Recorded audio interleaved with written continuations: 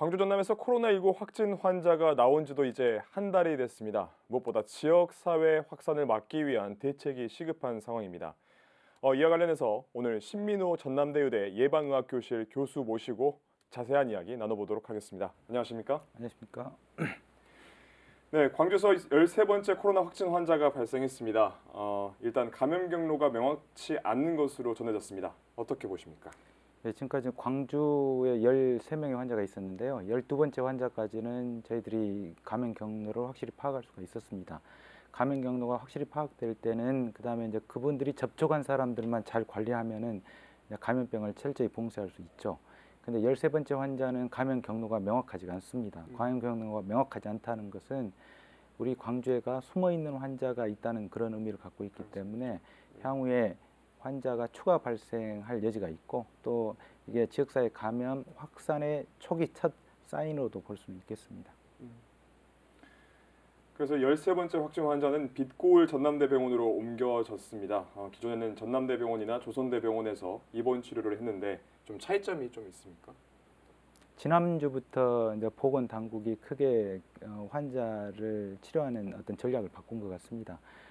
이제 코로나19의 80%는 실제로 병원 입원 치료가 필요 없는 경증 환자입니다. 네. 그리고 이제 20%에서 한 15% 정도는 중증도, 그래서 이제 감염병 전담병원에서 치료를 받아야 되는 사람들이고요. 한 5% 정도가 상급병원에 있는 음악 격리병상에서 치료를 받아야 되는 사람들입니다. 그래서 이제 이번 환자는 초기에 증상을 보고 굳이 이제 기존의 이제 전남대학교 병원이나 조선대학교 병원 그 격리병상으로 갈 정도의 증상이 심하지는 않아서 네. 일단은 빛골 전남대학교 병원으로 지금 옮긴 상태입니다. 그렇다면 지금까지 확진 환자들은 좀 어떻게 치료를 받고 있습니까? 예, 지금까지 이제 13명 확진됐는데요. 지금까지 이제 4명이 퇴원을 했고요. 네. 그다음에 이제 전대조대에서 2명씩 치료받고 있고 5명을 지금 빛골 전대병원에서 아마 치료받는 걸로 알고 있습니다. 그리고 이제 전반적으로 이제 광주 환자들은 젊은 환자들이 많아서 대부분 경증 환자고요. 하면 이제 80대가 한 분 계시는데 아직 뭐 증상은 뭐 경증인 상태로 알고 있고 마지막 13번째 환자가 조금 아마 지금 산소 치료까지 포함되는 약간 중등도의 그런 환자인 것으로 지금 파악하고 있습니다. 그렇다면 현장에서 좀 치료 과정에서의 좀 문제점은 없습니까? 좀 있다면 개선 방법이 좀 있다면 어떤 점이 있는지 좀 설명도 부탁드리겠습니다. 예, 이제 광주는 다행히 이제 상당히 시간을 많이 번 것 같습니다. 다른 지역에 비해서 환자들이 적었기 때문에 특히 이제 다른 지역에서 준비 상황들을 보고 차분하게 준비할 시간이 있었던 것 같습니다. 그래서 이제 다행히 감염병 전담병원도 이제 빠른 시간 안에 준비해서 중등도 환자를 볼 수 있는 빛골 전남대학교 병원이 생겼고요. 그다음에 이제 경증 환자를 볼 수 있는 생활치료센터들도 시에서 이제 차분하게 준비를 하고 있는 상황인가 봅니다. 근데 이제 중증 환자를 볼 수 있는 시설은 상대적으로 좀 부족한 편이긴 합니다. 아직까지는 뭐 환자가 많지 않아서 중증 환자를 볼 수 있는 치료 시설이 부족하지 않지만 환자가 혹시나 다른 지역과 같이 좀 집단 발생이 일어나게 되면은 중증 환자에 대한 치료 시설이 좀 부족할 수 있겠다는 생각이 듭니다. 방금 일일 브리핑에서도 보셨지만 최근 이제 광주 공동체 특별 담화문 발표 이후에 병상 나눔 달빛 동맹으로 대구 확진 환자들이 경증 환자들이라고 하는데 광주에서 좀 치료를 받고 있는 것으로 알려지고 있습니다. 현재 좀 어떤 상황입니까? 지금 시장님이 지난 주말에 그 감염병 전담병원을 지금 2군데가 지금 지정돼 있지 않습니까? 네.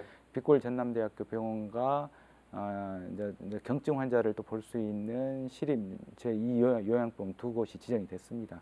그래서 전체 병상의 한 절반 정도까지 대구 환자를 받겠다고 시장님이 약속을 했고요. 그래서 이제 지금 두 가족 7명이 지금 와 있는 상황입니다. 그리고 이제 그분들의 증상은 대부분 이제 경증인 상태이고 아마 내일쯤에 또 추가로 지금 환자가 지금 오는 걸로 지금 알고 있습니다. 네, 그래서 이제 이 문제와 관련해서 일부 지역민들은 좀 불안감을 갖고 계시기도 합니다. 어떻습니까? 전혀 불안할 필요가 없죠. 왜냐하면은 지금 전남대학교 병원, 현재 빛골 전남대학교 병원에서 치료를 하고 있고요. 빛골 전남대학교 병원에서 지금 감염병 환자를 보기 위해서 철저하게 준비를 했습니다. 그래서 입원 병상에서 바이러스가 밖으로 빠져나가는 일은 절대 없으니까 시민들 전혀 걱정하실 필요 없습니다. 네, 이런 상황에서 코로나19가 좀 언제까지 지속될 것으로 좀 전망하십니까?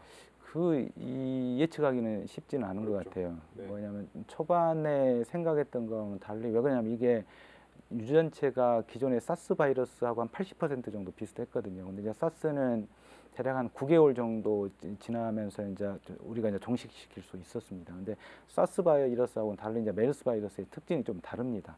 이제 특히 메르스가 코로나19 바이러스요. 코로나19 바이러스의 특징은 증상 초기에 바이러스 배출이 꽤 많습니다. 그리고 경증 환자들도 많고, 그리고 일부 또 무증상 환자들도 있고요. 최근에는 또 무증상 환자들이 감염을 시킬 수 있다는 그런 증거들도 나오고 있어서 초기에 바이러스가 많기 때문에 이게 전파가 하기가 훨씬 더 쉽죠. 그래서 이제 전파 차단하기가 쉽지는 않을 것 같아서 지속적으로 향후에 뭐냐면 발생할 가능성이 크고, 그러면 현재 저희 지역에서는 환자들이 지속적으로 유입될 수 있고, 그다음에 이 환자들이 주기적으로 또 집단 발생을 일으킬 수 있다는 그러한 가정하에 지속적인 또 방역 준비가 필요할 거라고 생각합니다. 지역적인 또 확산 가능성도 많기 때문에 또 지방자치단체의 대응이 무엇보다 중요할 것 같습니다. 예. 좀 어떻게 보십니까? 아까 초반에 제가 말씀드렸었는데요. 광주는 운이 좋았습니다. 만약에 광주가 대구와 같은 일이 일어났다고 하면은 훨씬 더 혼란스러웠을 겁니다.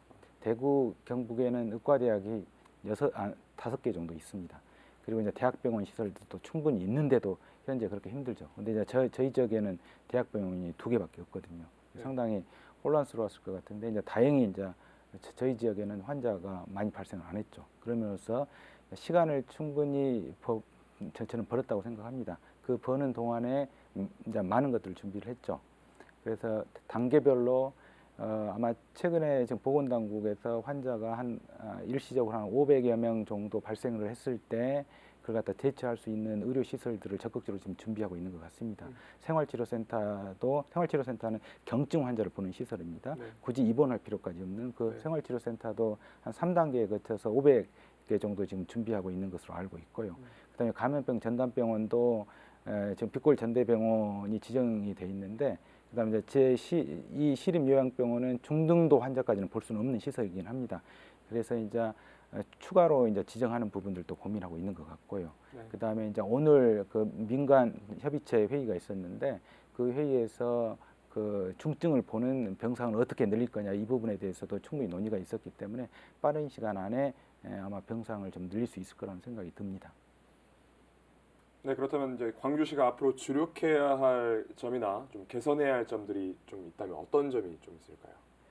그러니까요, 지금 일단은 초기에 아주 다른 지역에서 급속하게 환자들이 올라갔던 것은 신천지 신도들 관련된 감염 집단 발생이었습니다. 신천지 신도들이 집단 발생이 이루어지고 그 관련된 연관된 2차, 3차, 4차 감염들이 이제 폭증해서 나타났죠. 그래서 이게 아마 이번 주 또는 다음 주에 거쳐서 일단은 이제 일단락 될 거라고 봅니다. 그러면 이제 아까 제가 말씀드렸다시피 그렇지만 지역에서는 지속적인 환자들이 발생할 수 있고, 그다음에 그 환자들이 여건만 되면은 언제든지 집단 발생할 수 있는 상황이 될 거라는 겁니다. 그래서 이제 광주시는 여기에 대해서 이제 준비해야 될 것 같고, 특히 제가 걱정하는 부분은 특히 아주 취약한 대상들이 살고 있는 그런 시설들에 대한 준비가 좀 필요할 거라고 생각을 합니다. 그 대표적인 시설이 요양병원하고 요양원 관련된 시설입니다. 요양병원과 요양원에서 집단 발생 사례들이 다른 지역에서도 지금 보이고 있기 때문에 그 취약 계층이 지금 살고 있는 그 부분에 대해서 어떻게 이제 뭐냐면 예방 전략을 쓸 건지 이런 부분에 대해서 좀 지금은 고민해야 될 시기라는 생각이 듭니다. 네, 끝으로 시민들께 당부 말씀 부탁드립니다. 아마 여러 번 들었을 겁니다. 이제 두 가지 크게 이제 나눠서 이야기할 수 있겠는데요. 그 증상이 있는 사람과 없는 사람을 구분해야 될 것 같습니다. 이제 증상이 없는 우리 이제 뭐 건강하신 분들이 실천해야 될 것은 개인 위생 실천입니다. 가장 중요한 것은 손 씻기를 가장 잘 해야 되겠죠. 손 씻기를 하고 그다음에 손을 씻지 않는 손으로 눈, 코, 입을 만지는 행위를 절대 해서는 안 됩니다. 그리고 밀폐된 곳을 가거나 아니면은 사람이 많이 모이는 지역을 갈 때는 반드시 마스크를 착용하고요.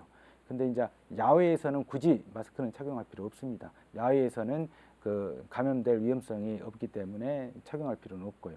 그 다음에는 증상 있는 사람들에 대한 이야기입니다.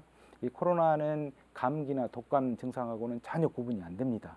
그래서 혹시나 아직 독감 예방 접종을 안 맞으신 분은 맞으시는 게 좋을 수가 있습니다. 왜 그러냐면 독감이 보통 3월, 4월까지도 유행할 수 있거든요. 그래서 이제 독감이 걸리게 되면 내가 코로나를 걸렸는지 독감인지 구분이 안 될 수가 있기 때문에 지금이라도 안 맞으신 분은 맞으시는 게 좋고, 그다음에 독감이나 감기 증상이 있었을 때 이제 실천해야 될 내용들이 중요합니다. 일단 한 3, 4일 정도 경과를 지켜보시고 그 증상이 지속되면은 또는 증상이 악화되면은 1339에 전화해 가지고 선별 진료소에 가서 진료를 받으시기 바랍니다. 네, 오늘은 신민호 교수와 함께 지역사회 코로나19 확산을 막기 위한 대책, 개인 위생 관리까지 이야기 나눠봤습니다. 오늘 말씀 고맙습니다. 네, 감사합니다.